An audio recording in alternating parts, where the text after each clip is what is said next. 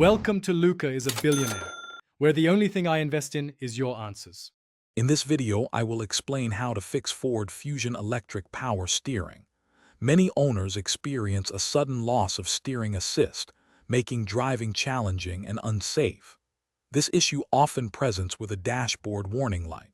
We'll go through some straightforward steps to help you identify and potentially resolve this common problem yourself, saving you time and money. Let's get started on getting your steering back to normal. Before diving into repairs, let's look at some common culprits.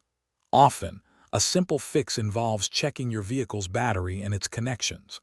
Low voltage can confuse the power steering system. Also, locate and inspect the power steering fuses. A blown fuse is an easy and inexpensive repair. Finally, visually check the wiring for any obvious breaks or corrosion that might interrupt the electrical flow. Now for the easy method.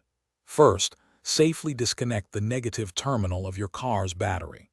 Leave it disconnected for at least 15 minutes.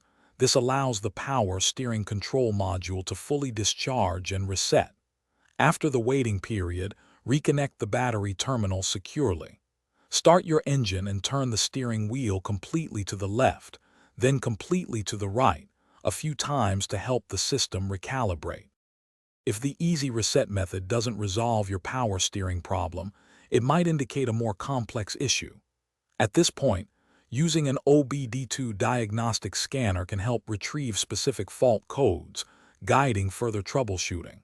Sometimes, the power steering control module itself needs replacement, which is a job best left to a professional mechanic. Your safety is paramount, so don't hesitate to seek expert help. Thanks for watching and please subscribe. It's the best investment you'll ever make.